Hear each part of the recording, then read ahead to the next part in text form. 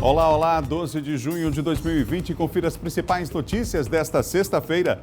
Em Imperatriz, voluntários de um projeto reformam cadeiras de roda. Em São Luís, shoppings já se preparam para abrir a partir de segunda-feira. Veja também, criatividade é a palavra de ordem no Dia dos Namorados em tempos de pandemia. Fique ligado na TV Difusora e tenha um bom dia, Maranhão.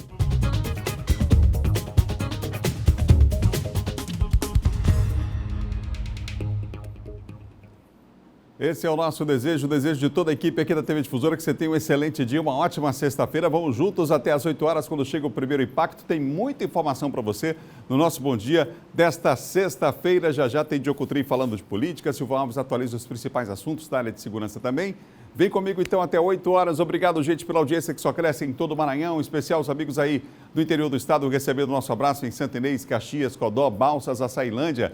Aos amigos que nos acompanham aí em Tuntum, em São Bento, em Pinheiro, obrigado pela audiência, a gente só agradece e traz aqui muita informação para você começar o dia logo bem informado, tá bom? São 7 horas e mais 1 minuto, 7:01, e o Brasil, gente, infelizmente ultrapassou as 40 mil mortes, segundo a atualização do Ministério da Saúde, divulgada no início da noite de ontem. Por isso, hoje nós começamos o Bom Dia com os dados nacionais, depois atualizamos os dados aqui do Maranhão. Eduardo Ereceira está comigo, bom dia, Eduardo.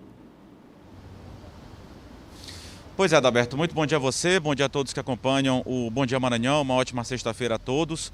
O Brasil rompeu a marca aí das 40 mil mortes, um número lamentável, elevado, bem elevado, mais de 40 mil pessoas perderam a vida aí, vítimas da Covid-19 em todo o país, nos 27 estados da federação, e rompeu a marca dos 40 mil, já quase chegando a 41 mil, são mais de 1.000 mortes registradas a cada 24 horas aqui no país, e já rompeu a marca dos 40 mil, quase chegando nos 41 mil óbitos em todo o país. Hoje, o Brasil tem 40.919 mortes registradas pelo novo coronavírus. Só nas últimas 24 horas foram 1.240. Provavelmente, Adalberto, nessa levada, o Brasil já nesse final de semana, provavelmente nas próximas 24 horas, mas certamente nesse final de semana até o domingo, o Brasil já ultrapassa o Reino Unido e alcança aí a marca de segundo colocado com mais número de óbitos. Já é o segundo colocado em mais casos confirmados, atrás apenas dos Estados Unidos. O número de óbitos está atrás dos Estados Unidos, que lidera tanto casos confirmados quanto o número de mortes.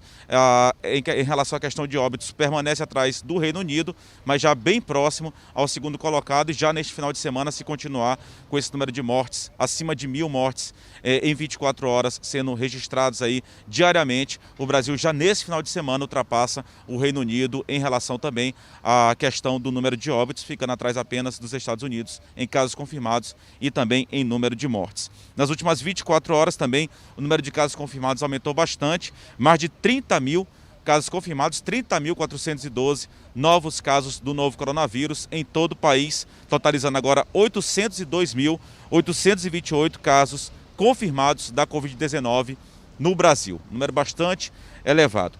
416.314 pessoas estão em observação, e foram infectadas, estão infectadas e estão em observação, e 345.595, a notícia boa, já conseguiram se recuperar.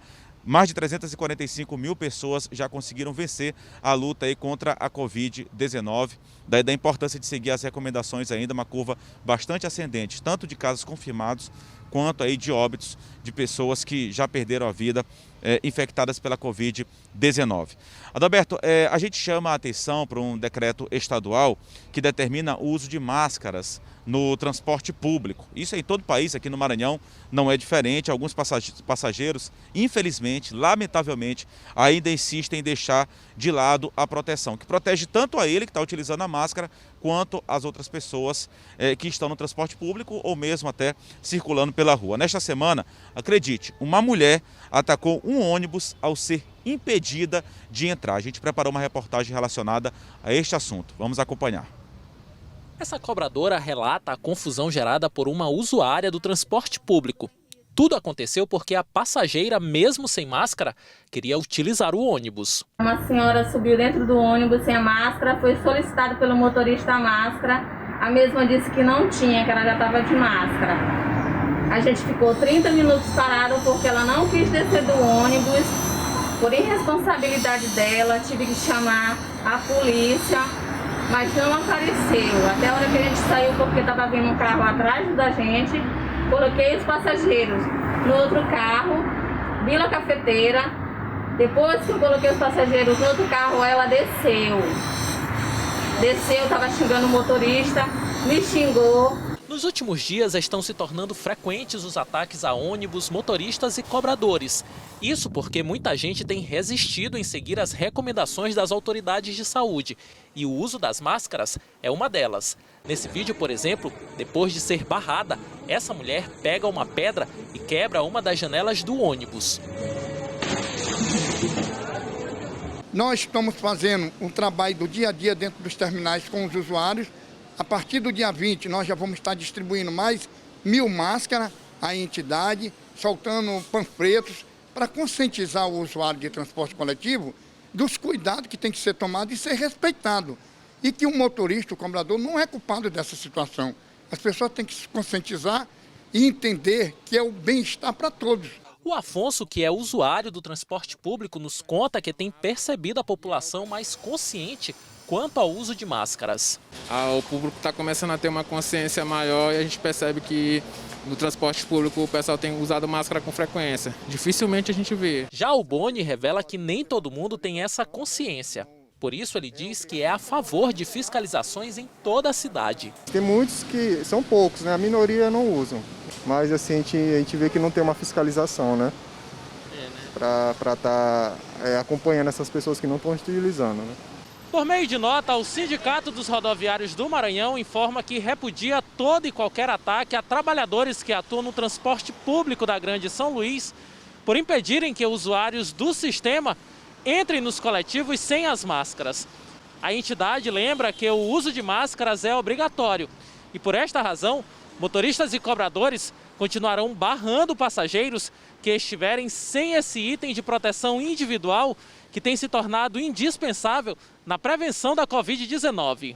A gente tem consciência de que a gente não pode levar nenhum passageiro sem máscara.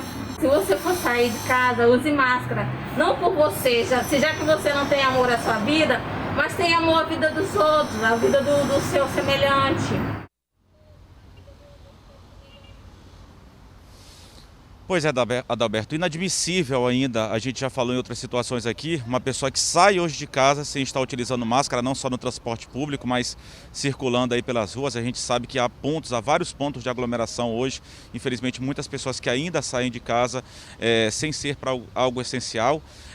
Então, pelo menos que coloque uma máscara, né? Evite aglomeração, mas pelo menos coloque uma máscara que diminui essa questão do contágio se duas pessoas estiverem utilizando máscara. A gente, inclusive, já conversou com alguns motoristas, cobradores, eles falaram sobre essa situação, que às vezes tem, por exemplo, 4 cadeiras vagas no ônibus, as pessoas têm que circular dentro do ônibus sentadas, é uma determinação, mas ele para numa parada, ele não sabe se na parada de ônibus vão entrar só 4 pessoas ou mais. Então fica muito difícil essa contagem. Então as pessoas devem ajudar, usar máscara no transporte público ou também circulando pela cidade. Resumindo, a pessoa sai de casa, já tem que estar utilizando máscara, ainda é muito importante seguir essa recomendação que diminui e muito o contágio pelo novo coronavírus.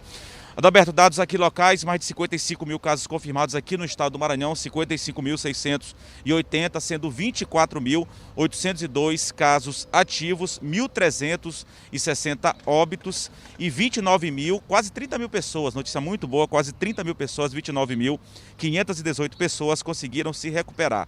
O número a cada 24 horas de novos casos ainda é muito grande, houve uma diminuição, claro, inclusive na ocupação de leitos, tanto de UTI quanto de enfermaria, mas é preciso ter cuidado para uma segunda onda. A gente vem chamando muita atenção em relação a isso. Os próprios estudiosos, pesquisadores chamam a atenção em relação a isso para seguir as recomendações ainda para evitar essa segunda onda, como já aconteceu em outros países. Número de novos casos nas últimas 24 horas na Grande Ilha de São Luís, 319, no município de Imperatriz, 113 e no interior do estado, nas demais regiões, 1.740 novos casos, isso só nas últimas 24 horas. Já são mais de 55 mil casos confirmados no Maranhão. O estado que é o terceiro que mais testa em todo o país, isso é muito importante, fundamental para tentar conter esse avanço aí da pandemia. O Maranhão é o terceiro estado que mais realiza testes aí para o novo coronavírus. Já são mais de 103 1.000 testes realizados. Ontem, o secretário estadual de saúde, Carlos Lula, informou o encaminhamento de mais de 50.000 testes para o interior do estado, que é onde a curva está mais ascendente neste momento. E em coletiva no início da semana, o governador Flávio Dino confirmou que irá comprar mais 100.000 testes para testar a população maranhense. Casos descartados são 46.905, 787 ainda permanecem como suspeitos. A gente volta com você, Adalberto Melo. Ok, Eduardo, já eu te chamo outra vez com outras informações. Eduardo, que circula aqui pela capital, gente, trazendo informação o tempo inteiro para nós. São 7 horas e mais 12 minutos, 7h12, você ligado aqui no Bom Dia Maranhão. Em Imperatriz, voluntários participam de um projeto que beneficia cadeirantes. O grupo devolve a mobilidade e traz mais conforto às pessoas com a reforma de cadeiras de roda. O projeto Faça um Cadeirante Feliz, coordenado pelo Pipoca, existe há 3 anos e 6 meses e já recuperou 265 cadeiras de rodas. Agora chegou a vez de atender o Lar São Francisco de Assis. A gente tem o prazer de reformar uma cadeira de roda e trazer aqui no Lar São Francisco, onde tem 30 e poucos idosos. E sem falar que essas cadeiras poderá também beneficiar outras pessoas que estão aí precisando realmente de uma cadeira de roda. Atleta do Senapa, Bruno Truta, conheceu o projeto por meio de um amigo. Virou voluntário e onde sabe que tem cadeira de rodas para ser reformada, se esforça para ajudar. E eu falei assim, rapaz, vamos abraçar esse projeto e vamos atrás de parcerias para que a gente possa crescer. Estamos aqui hoje recebendo essas cadeiras, para fazer as pessoas que precisam de cadeira de rodas felizes. O nosso projeto aqui, nós não vendemos cadeira, o projeto aqui é reformar a cadeira e dar para quem precisa. O Pipoca e o Bruno vão levar aqui do Lar São Francisco cerca de 10 cadeiras para serem reformadas. Quando devolvidas, vão beneficiar mais de 30 idosos. Hoje o Lar São Francisco tem 33 idosos. Esse projeto, eu creio que ele é bem-vindo justamente porque vai atender uma necessidade, Tanto do Lar São Francisco, dos idosos, como também até de vizinhos, que nos solicitam uma cadeira, às vezes por uns dias. Então isso é útil. E a gente já faz isso. Então, tendo a cadeira arrumadinha, ela vai ser útil tanto para o Lar São Francisco, como para outras pessoas que necessitam. Com a pandemia, o número de doações de sangue caiu quase pela metade em Caxias. A campanha Junho Vermelho pretende lembrar a importância da doação nesse momento. Na sede do Hemomar, em Caxias, os locais destinados ao armazenamento de bolsas de sangue estão assim, no limite, quase vazios. De acordo com a direção aqui do Hemonúcleo de Caxias, desde o surgimento da pandemia do novo coronavírus, as doações de sangue caíram em 40%. Uma média considerada alta, fator que põe em risco a vida de centenas de pacientes do município e de outras regiões que necessitam do sangue, seja para cirurgias eletivas, seja para outros casos. Nesse período, o Hemonúcleo aproveita a campanha Junho Vermelho para alertar a população sobre a importância de continuar doando sangue. No dia 14 de junho é comemorado o Dia Mundial do Doador de Sangue. Então nós estamos pedindo a colaboração da população para que venha, realize sua doação de sangue. Nós estamos realizando agendamentos dessas doações. O baixo estoque no sangue também atinge pacientes com câncer, atendidos pelo Hospital Macro-Regional de Caxias. Quem puder doar, vá até o hemocentro mais próximo e lembrar que você vai estar ajudando muitas pessoas com essa sua doação. Aqui nós temos todas as medidas de segurança para os doadores de sangue. Nós realizamos o agendamento e nós estamos aguardando vocês no nosso hemonúcleo para realizar essa doação e continuar salvando vidas. Confira agora o nosso giro de notícias. O governo do Maranhão publicou uma nova portaria que autoriza a reabertura de igrejas com metade da capacidade desde que sigam uma série de regras sanitárias. Para garantir o cumprimento dessa medida, devem ser retirados bancos, cadeiras e similares até que se atinjam os 50% de capacidade. Deve haver distância de 2 metros entre as pessoas, com exceção dos que sejam da mesma família e morem na mesma casa. Não pode haver aglomerações na entrada ou na saída. Também não são permitidas vigílias que possam gerar aglomeração. Encalhado há mais de 3 meses na costa maranhense, o navio estelar Banner de nacionalidade sul-coreana será afundado hoje pela Marinha do Brasil. O navio foi rebocado anteriormente para uma área de águas profundas. A decisão ocorreu após uma avaliação criteriosa das condições do navio. De acordo com a nota divulgada pelo comando do 4º Distrito Naval, o afundamento possui o aval da dona da embarcação. O afundamento programado será fiscalizado por empresas internacionais, por autoridades ambientais do Maranhão, pela Secretaria de Estado do Meio Ambiente e Recursos Naturais e pelo Instituto Brasileiro de Meio Ambiente e dos Recursos Naturais Renováveis. A Caixa Econômica Federal vai abrir 680 agências do país nesse sábado para concluir o pagamento da segunda parcela do auxílio emergencial. Amanhã será liberado o saque especial e a transferência bancária da segunda parcela dos R$ 600 para os trabalhadores que não são do Bolsa Família e nasceram no mês de dezembro. São cerca de 2,5 milhões de pessoas que já tiveram o recurso depositado na conta social da Caixa, mas que só puderam usar o auxílio pelo aplicativo Caixa Tem. A expectativa é que nem todos esses trabalhadores se dirijam às agências bancárias neste sábado para fazer o saque. A Caixa espera então que seja um dia tranquilo de pagamentos, sem filas. São 7h18, 7h18. No próximo bloco, o governo federal dá detalhes da privatização das estradas que cortam o Maranhão. E mais, Silvan Alves faz um balanço dos assuntos na área de segurança e veja os preparativos para a abertura dos shoppings da capital. Imagens ao vivo você tem agora da Capela de São Pedro, imagens ao vivo da capital maranhense, vamos ver? Aí está, imagens agora, tempo meio nublado nessa manhã de sexta-feira. Bom dia, volta já já, um instante só.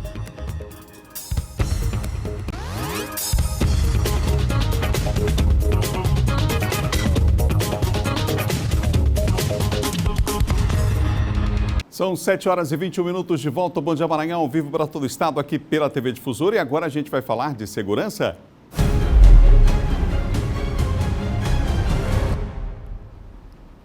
Ele apresentou agora há pouco o Bandeira 2, gente. Já está comigo aqui para falar de segurança. É Silvan Alves. Silvan, bom dia para você. Bom dia, Adalberto. Bom dia a você, bom dia a todos. Silvan, um homem é suspeito de matar o próprio irmão. Silvan, onde é que aconteceu isso? Olha, isso aconteceu lá em Pedro do Rosário e esse crime chocou as pessoas, não só porque foi o homem que acabou tirando a vida do próprio irmão, no caso, o Isaías, de 24 anos, que está foragido, matou o Genivaldo Mota, de 27 anos. Ele, depois de ter praticado o crime, o que chamou a atenção das pessoas, deixou as pessoas chocadas, foi os áudios que ele gravou, né, enviou em grupo de WhatsApp, dizendo que tinha matado o irmão, acabou matando o irmão com um tiro de espingarda no peito, para aliviar o sofrimento da mãe. Ele também colocou que, para evitar que a vítima fosse socorrida, ele esperou, aguardou ali alguns momentos ali para que o Genivaldo viesse a óbito para que ele pudesse mandar os áudios informando a família o que havia acontecido. Isso agrava a situação dele, sim, né? agrava a situação dele, porque são áudios que já estão, viralizaram, né, nos grupos, aí nas redes sociais e automaticamente já estão à disposição da polícia, não é? Que está à procura dele para entender muito bem essa dinâmica do crime. O crime aconteceu num povoado, mas como é uma cidade pequena, Pedro do Rosário, isso repercutiu e muito no município, não só pelo fato de ter sido o irmão que tirou a vida do próprio irmão, mas pela forma com que ele colocou, não é, a atitude dele nas redes sociais. Silvan, foi realizada na capital a segunda etapa da Operação Brasil Verde. Como é que foi essa operação? É o Exército que realiza, o Exército, a Polícia Rodoviária Federal, que visa justamente combater crimes ambientais, não é? O Exército utilizando a estrutura da Polícia Rodoviária Federal, nos postos de fiscalização. Você sabe que hoje os crimes ambientais, como a venda ilegal, de transporte ilegal de madeira, não é?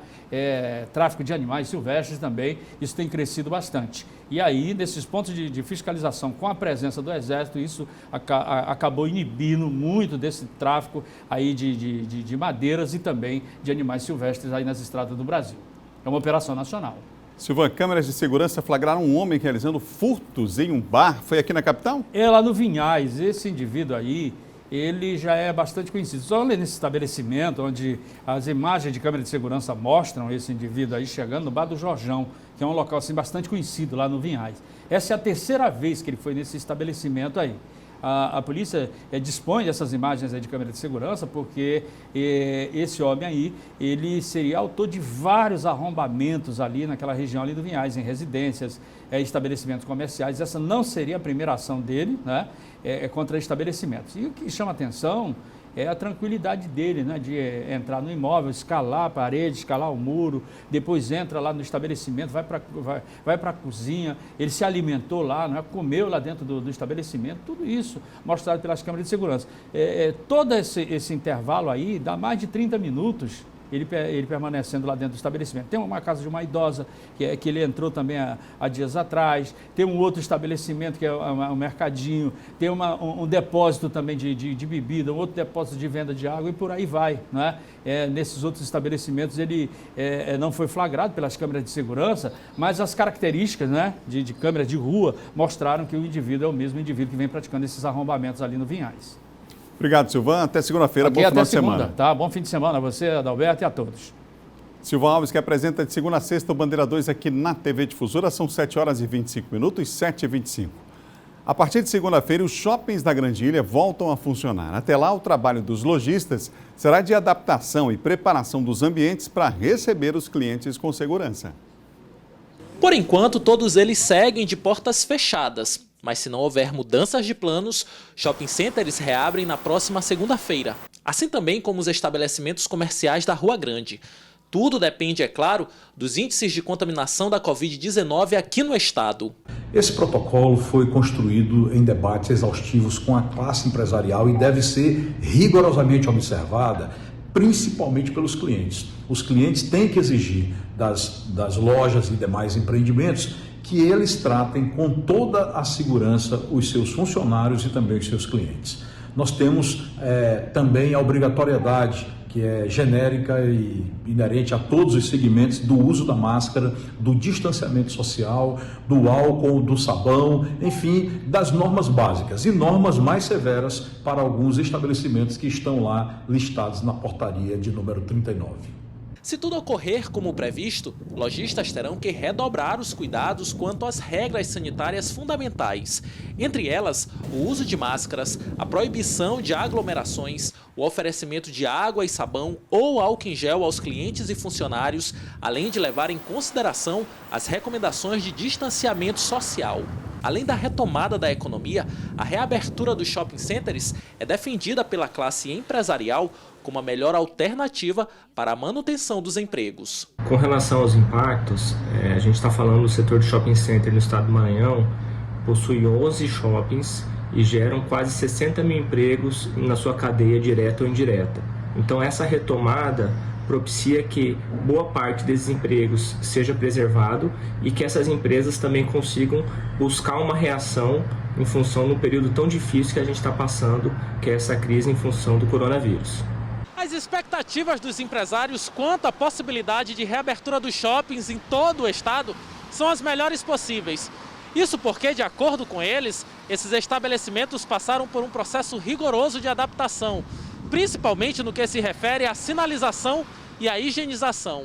Tudo como forma de garantir total segurança aos consumidores. E uma coisa que é muito importante é a gente reforçar a importância de o consumidor obedecer às sinalizações e aos protocolos estabelecidos, porque é o cumprimento desses protocolos e dessas medidas de segurança que vai garantir que o ambiente fique totalmente seguro e que a gente possa manter aí os shoppings e todas as atividades funcionando de forma plena para que a gente possa retomar a economia, os empregos e, num futuro próximo, o lazer e o entretenimento. A tendência é que seja confirmado realmente a partir de segunda-feira essa abertura dos shoppings, mas fica aquele alerta para as pessoas evitarem aglomeração e a gente vai conferir de perto para ver se de fato essas empresas fizeram as adaptações necessárias, determinadas inclusive por um decreto do governo do estado, para que então esta fase, não é, de retomada aí econômica seja realizada, essa retomada de abertura do comércio nesses setores, como está previsto inclusive no edital, tá bom? São 7 horas e mais 29 minutos, 7h29. Como nós informamos ontem, estradas federais que cortam o Maranhão vão ser privatizadas pelo governo federal. A gente falou rapidamente sobre isso no bloco de política com John Coutrin e agora a gente tem mais detalhes com Eduardo Ericeira ao vivo. Eduardo. Pois é, Adalberto, essa previsão, né, essa possibilidade, esse anúncio que foi feito já é um desejo, né, do governo federal, que foi um pouco atrasado, essa discussão ficou um pouco comprometida por conta aí da pandemia provocada pelo novo coronavírus, mas está sim dentro do pacote aí de privatizações estipulado pelo governo federal. Isso foi debatido inclusive na última quarta-feira, durante a 13ª reunião do Conselho do Programa de Parcerias de Investimentos. Aqui no estado do Maranhão são trechos de 2 BRs, tanto a 316 quanto a 135, a 135 que a gente está bem aqui, mostra inclusive imagens agora, é um dos braços da BR-135, esse aqui que passa pela área urbana, pela área Itaquibacanga, dentro da capital São Luís. A concessão das BR-135 e 316 aqui no estado do Maranhão, a iniciativa privada aprovada em reunião tem motivação logística e econômica. O trecho de 438 quilômetros é fundamental, segundo aí o governo federal, para o escoamento de grãos da região conhecida como Matopiba, que aí engloba Maranhão, Tocantins, Piauí e Bahia, e deve ir a leilão no ano de 2022. Segundo o ministro da Infraestrutura, Tarcísio Gomes de Freitas, a qualificação desses projetos demonstra que o programa de concessões aí do governo segue seu curso normal, mesmo diante da pandemia provocada pelo novo coronavírus, com alguns atrasos.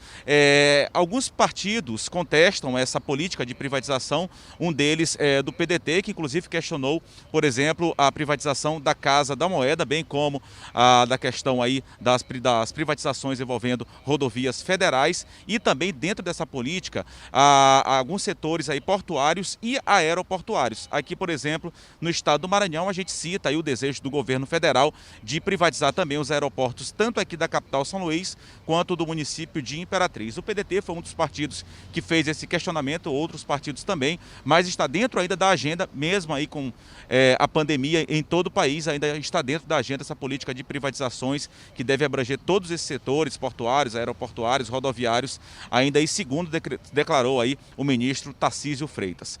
A gente volta com você, Adalberto Melo.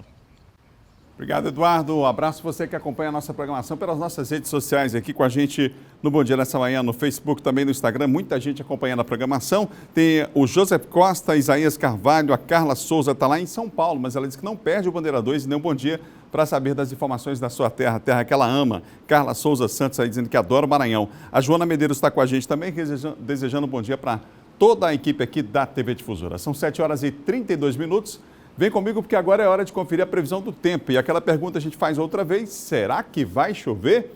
Em São Luís, tempo parcialmente nublado, gente, com possibilidade de pancada de chuva, sim. Mínima de 24, a máxima chega a 30 graus. Em Imperatriz, a segunda maior cidade do estado, céu parcialmente nublado, com possibilidade de chuva, mas em Imperatriz, chuva leve. Mínima de 21 e a máxima chega a 30 graus. Lá em Caxias, região dos Cocais, céu parcialmente nublado, com possibilidade de chuva leve, mínima de 22, máxima de 32 graus. Mais 3 cidades, vamos lá? Começando por Zedoca, a parceria com o LabMet, Laboratório de Meteorologia da Universidade Estadual do Maranhão. Em Zedoca, céu parcialmente nublado, com possibilidade de chuva leve, mínima de 22, máxima de 30 graus. Colinas, um abraço aos amigos que nos acompanham nessa bela cidade, céu parcialmente nublado, baixa probabilidade de chuva por lá. Mínima de 21, a máxima chega a 30 graus. Barreirinhas, céu parcialmente nublado com possibilidade de chuva intermitente. Mínima de 25, máxima de 31 graus. Amigos em Barreirinhas, alguns setores aí do turismo já começaram a funcionar em Barreirinhas. Os lençóis, né, o Parque dos Lençóis continua fechado, mas algumas atividades já foram retomadas no município.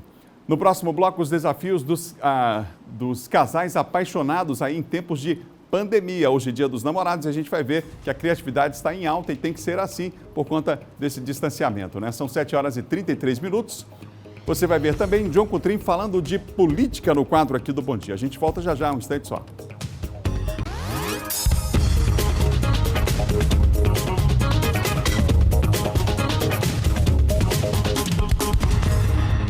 São 7h36 de volta. Bom dia, um abraço você que acompanha a gente pelo Instagram, o Denner, o 12 Estevam ligaram com a gente também, acompanhando a nossa programação, e o pessoal no Facebook acompanhando a programação do Bom Dia Nessa Manhã e compartilhando aí com os amigos, inclusive, né? A Carla está com a gente, a Nielze Tavares também tem em Rosário acompanhando a gente, a nossa programação, e a Joana Medeiros. Muita gente com a gente pelas redes sociais e a gente vai registrando aqui, vai dizendo qual bairro que você está, qual a cidade que você se encontra, para a gente registrar aqui no Bom Dia com prazer, tá bom?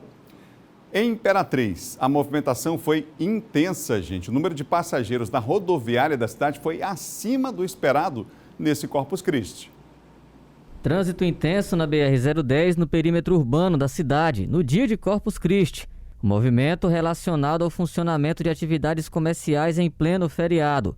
Nos pontos de vans, a chegada e saída de veículos, como em um dia comum da semana. Os passageiros, segundo este motorista, não apareceram na quantidade aguardada, mas vieram, seguindo o ritmo da retomada pela procura por passagens. O movimento não mudou muito não, é porque praticamente o que nós estamos vivendo está sendo feriado todos os dias, né? E hoje feriado tá bom também.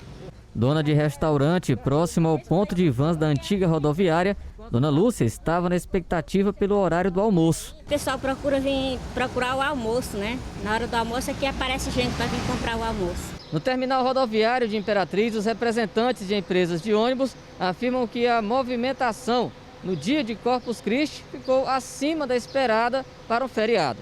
Mesmo com a procura por passagens aumentando aos poucos em relação ao período em que muita gente evitou viajar ou não conseguiu por conta das medidas de prevenção ao novo coronavírus. 7h38, é hora de falar de política?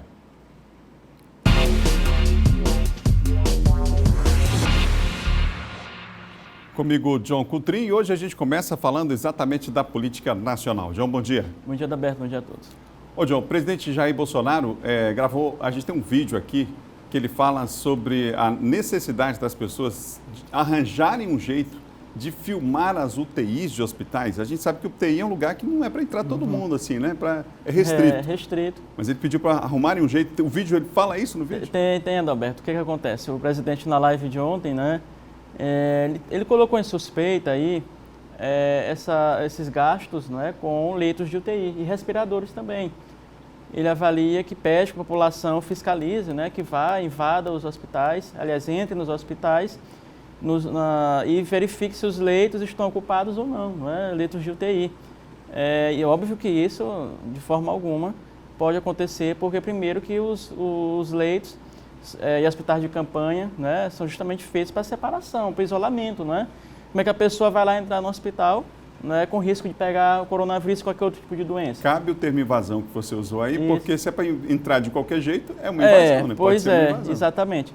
Vamos ver aí o que o presidente falou ontem, né, relacionado a isso. Vamos lá, vamos ver. De entrar em óbito é muito grande. Inclusive as informações que chegam para nós, seria bom você fazer na ponta da linha. Tem um hospital de campanha perto de você, tem um hospital público, né? Arranja uma maneira de entrar e filmar. Muita gente está fazendo isso, mas mais gente tem que fazer para mostrar se os leitos estão ocupados ou não, tá? Se os gastos são compatíveis ou não, tá? Isso nos ajuda. Tudo que chega para mim nas mídias sociais, a gente faz um filtro e o encaminho para a Polícia Federal ou para a BIM, tá certo? E lá eles veem o que fazem com esses dados. Então, até eu não posso prevaricar, né? O que chega ao meu conhecimento, eu passo para frente para que seja, pela inteligência deles, analisado e aberto um processo investigatório. Sobre esses vídeos que chegam, é bom que o presidente filtre melhor esses vídeos também. Você lembra que teve um dos vídeos nesse período que foi circular, que ele compartilhou, que foi alvo de investigação, aquele que foi feito no mercado, mostrando desabastecimento, na verdade não era isso, né? Não, então não é preciso era. também que essa filtragem seja feita de forma rigorosa e, enfim, né? Tá aí. Não que, Adalberto, não que, é claro, óbvio que o presidente, que as instituições devem fiscalizar, mas não do jeito que ele está propondo, não é? O próprio Ministério da Saúde, pelo que consta, já tem uma forma de fiscalizar esses leitos, saber se isso de fato aconteceu, o nome das pessoas, o tempo que elas passaram nessas unidades de tratamento intensivo. É uma obrigação do Ministério, porque ele está falando de verba pública. Exatamente. Então, precisa ser fiscalizado. Fora os outros órgãos de fiscalização, né, John, que existem. Claro, claro. E isso, Adalberto... Tribunal de Contas. Tribunal de Contas, exatamente. E isso deve ser feito, como você falou, pelas autoridades competentes. Não é estimular que as pessoas invadam hospitais e entrem em hospitais para fazer isso, não é? Até porque tem todo um protocolo, você não vai entrar... Imagina só, você entrar dentro do leito de UTI de qualquer forma, né? Sem nenhum tipo de equipamento, nenhum tipo de proteção, você está colocando em risco a sua vida e a vida da pessoa que está lá também, não é? Então, não é assim como o presidente está falando. É claro que deve fiscalizar. A gente sabe aí que há denúncias relacionadas a gestores, né, com desvio de recursos, Polícia Federal investigando, Mas eu acho que o presidente ele errou no método, não é? Aí no método que ele está apontando. É claro que isso seria muito imprudente, né, das pessoas, ele estimular isso, incentivar e estimular, é muito imprudente da parte do presidente Jair Bolsonaro. E em relação a isso, Adalberto, o próprio governador do Maranhão, não é? Ele se pronunciou, né, e disse o seguinte, nós temos aí até o Twitter, foi ontem, logo depois que o presidente falou isso na live, não é? Ele disse, o governador do Maranhão disse que está disposto, né, a levar o presidente, se ele quiser, Adalberto, aí aos hospitais para averiguar como é que está, né, a questão da ocupação desses leitos de UTI. Nós temos aí, portanto, a fala, né, Adalberto, do governador. Vamos ampliar na tela para as pessoas olharem, para ver que realmente, de fato, aí está. Aí está a fala dele. Aí o governador disse, né, que fala a questão da Polícia Federal, da ABIN, né, que não pode fazer isso. E também que o próprio governo do Maranhão já disponibiliza, né, esses boletins todos os dias em relação ao número de leitos ocupados. Então, isso aí já é uma prática do governador do Maranhão e também de outros governadores, não só o governo local. O governador do Maranhão postou o vídeo, né, e disse que não pode, como nós falamos, mandar as pessoas invadir o hospital. Ele aponta vários equívocos aí, inclusive. Exatamente, né? Aponta vários equívocos, mostra, né, aí os equívocos do presidente Jair Bolsonaro. Então a gente lamenta. Para finalizar, Alberto, ontem ainda, né, o presidente ele vetou um trecho de um projeto que proíbe os síndicos, né, de acabar com festas dentro de condomínios nesse período de pandemia, né, porque, segundo o presidente, você está ali tomando um refrigerante, né, 10 pessoas ali comemorando o aniversário, o síndico não teria poder, portanto, aí para acabar com isso. Seria um projeto aí que, durante o período da pandemia, previa que o síndico pudesse, então, intervir e o presidente... E coibir abusos, no coibir caso, abusos, né? Exatamente. O presidente vetou, né, esse trecho desse projeto, onde daria poderes aos síndicos de fazer isso nesse período extraordinário de pandemia do coronavírus. Obrigado, John. Até segunda. Até segunda. John Coutrinho aqui no nosso quadro de Política do Bom Dia. São 7 horas e 44 minutos, 7h44. Olha, gente, os estabelecimentos de ensino vão ter que cumprir a lei que dá desconto em mensalidades. A gente falou dessa lei que foi aprovada aqui. Pois é, os detalhes a gente tem agora com o Eduardo Ericeira por conta dessa recomendação que já foi dada, inclusive, aos estabelecimentos. Eduardo.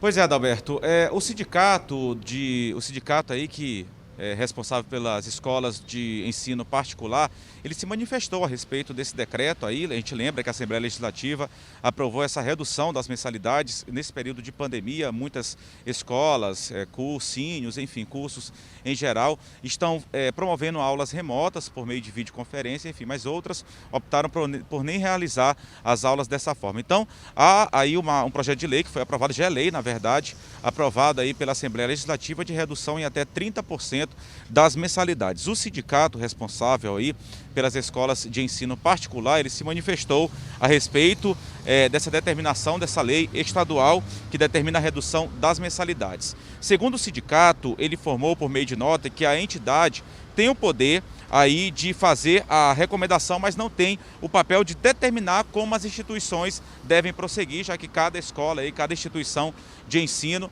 tem aí a sua individualidade, tem a sua autonomia para exercer da forma que bem entender, prosseguir diante dessa lei estadual. Em nota ainda, o sindicato informou que emitiu uma nota técnica pela assessoria jurídica, repassando essas recomendações, essas informações às instituições, tanto aí as escolas particulares quanto aí os vários outros estabelecimentos de ensino. A exemplo de cursos de pós-graduação, também cursos pré-vestibular e escolas comunitárias, nesse caso aí não entra, não está previsto dentro da lei, mas escolas também de ensino fundamental, médio, particulares. Foi emitida uma nota técnica feita pela assessoria jurídica também do sindicato a esses estabelecimentos de ensino. A respeito da retomada das aulas, o sindicato informou que ainda não vai dar uma opinião nesse sentido, porque há apenas uma previsão aí do governo do estado para que as aulas possam ser retomadas no dia 1º de julho. Ainda não há uma confirmação, por conta disso o sindicato aguarda uma confirmação, já que é apenas uma previsão para se pronunciar e tomar medidas, atitudes a respeito aí do retorno às aulas presenciais. Em relação às aulas remotas, o sindicato informou que algumas escolas adotaram a aula aí por videoconferência, as aulas remotas, outras escolas optaram por não fazer dessa forma, então cada escola poderia se pronunciar a respeito aí da questão das aulas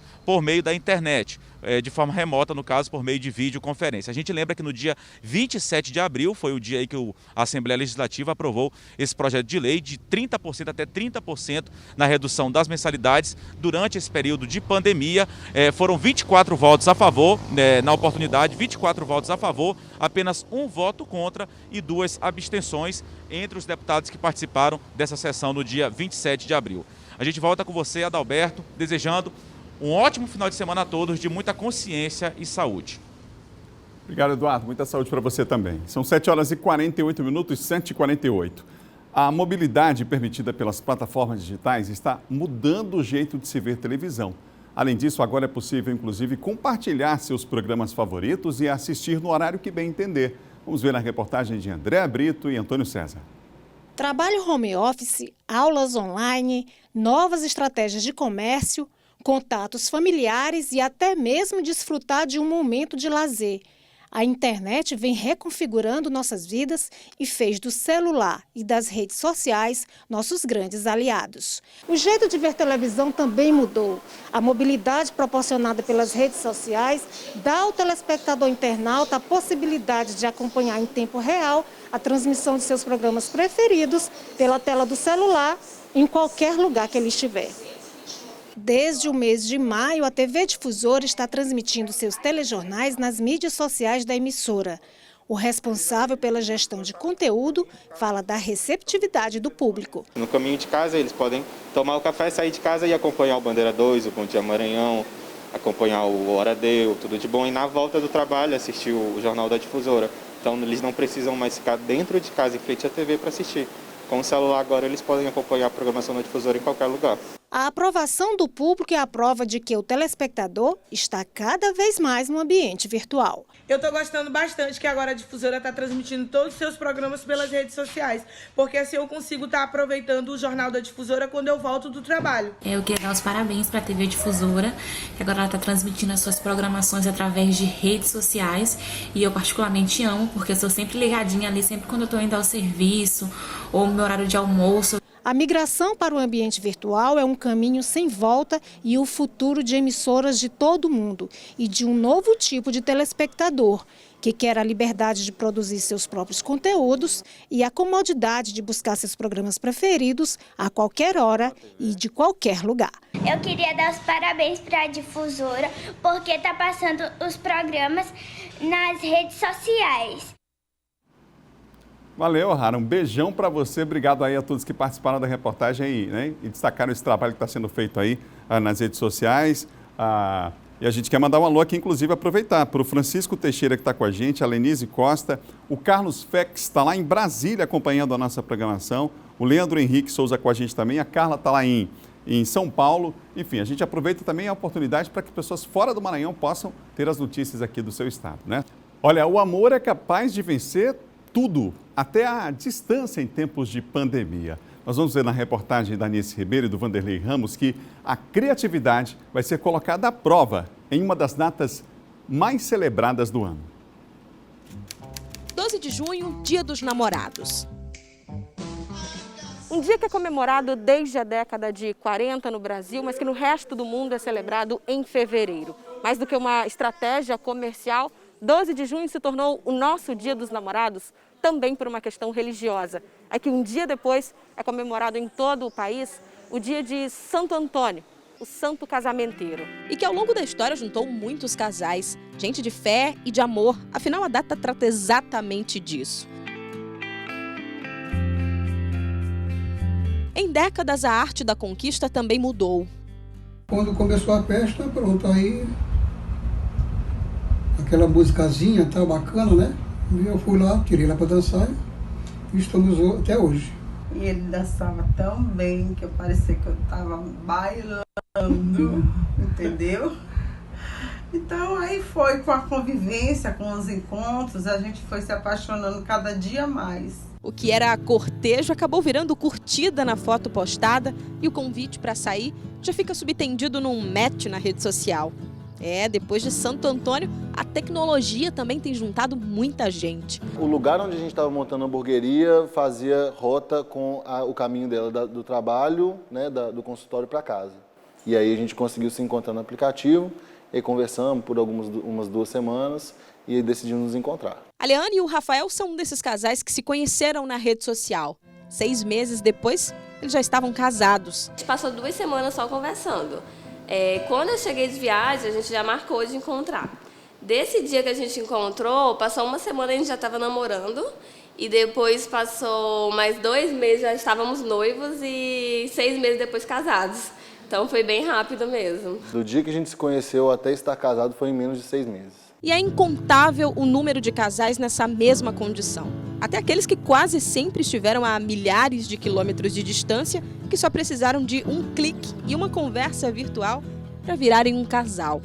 Como a Ana e o Rubens, uma maranhense e um paulista que se conheceram graças à internet. Você ter essa tecnologia de conhecer alguém e bater um papo, eu acho que é interessante, sabe? E dar essa oportunidade de uma pessoa conhecer a outra, e mesmo, por exemplo, de culturas tão diferentes. Por exemplo, a gente nunca imaginou se conhecer. Eu acho que ele nunca imaginou que ele ia casar com alguém de São Luís, por exemplo, né? Não. Nunca imaginou na vida. Não, definitivamente não.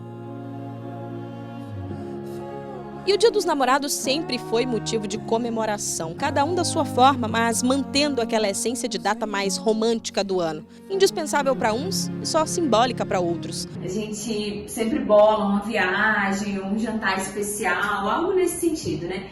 E daí, esse ano, infelizmente, a gente precisou se adaptar. A pandemia nos proporcionou a gente estar um pouco mais próximo, né? Nos proporcionou ter momentos de conversa, né, a mais, sem ter que sair. E durante a pandemia, até as mais simples comemorações podem mudar. É que não vai ter o passeio, o jantar no restaurante ou aquela viagem para um lugar paradisíaco. Outra vez, ficar em casa vai ser o programa de mais uma data especial.